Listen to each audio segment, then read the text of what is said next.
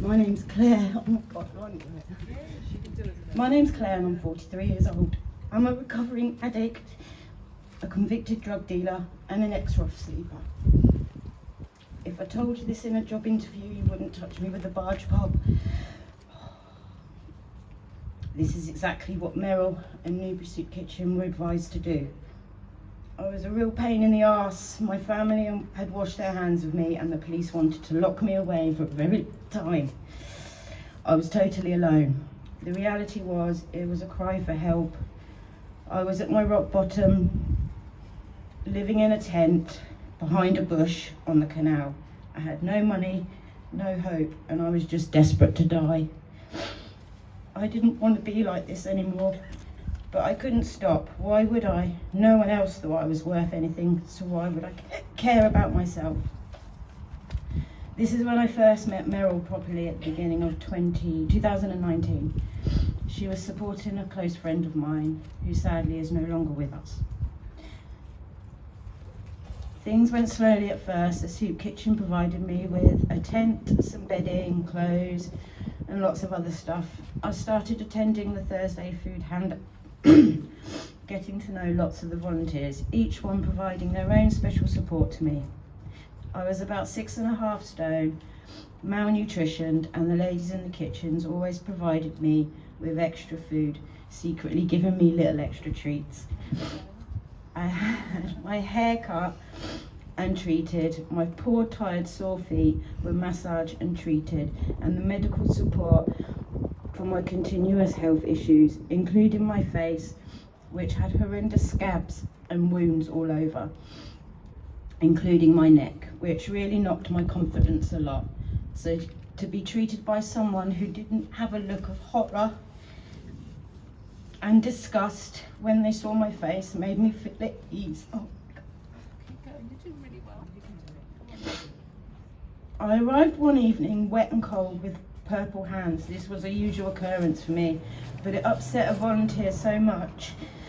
They went out and got me thermal gloves, hat, socks, and boots. Such an act of genuine kindness.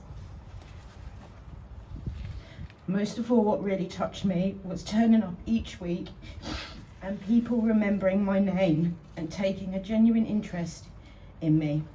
Finally, someone was listening. Finally, someone genuinely cared about me and my well-being.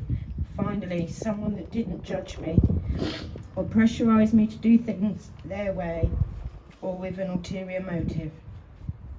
Finally, I found someone I could trust. By November 2019, I was put into a bed and breakfast thanks to the soup kitchen, and things started to change and get a lot harder. I wasn't on any kind of methadone script, so I was still using randomly. But the majority of the days I was withdrawing, and this continued for a few weeks. Not a good idea. I've now realised it caused a lot of health issues. On the 21st of November 2020, I moved into my flat. I was withdrawing so badly, I could barely sign my tenancy, do you remember?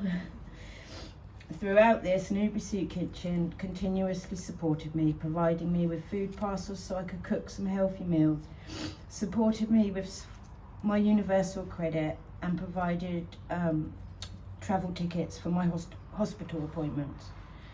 Finally, supporting me through a Crown Court trial with letters and references, and being by my side every day at court. I truly believe I would be in prison today if I hadn't had their constant support. In fact, the judge said this as he gave me an 18-month community order instead of a 3 to 7 year prison sentence. That was in May 2021. Since then, things have got better and better. And finally, I'm here where I can give something back with an end goal of my own recovery and well-being cafe. Newbury Soup Kitchen is so much more than soup.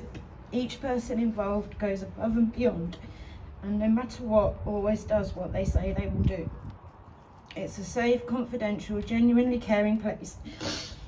Newbury Soup Kitchen saved my life. They are my community family. I want to thank you. So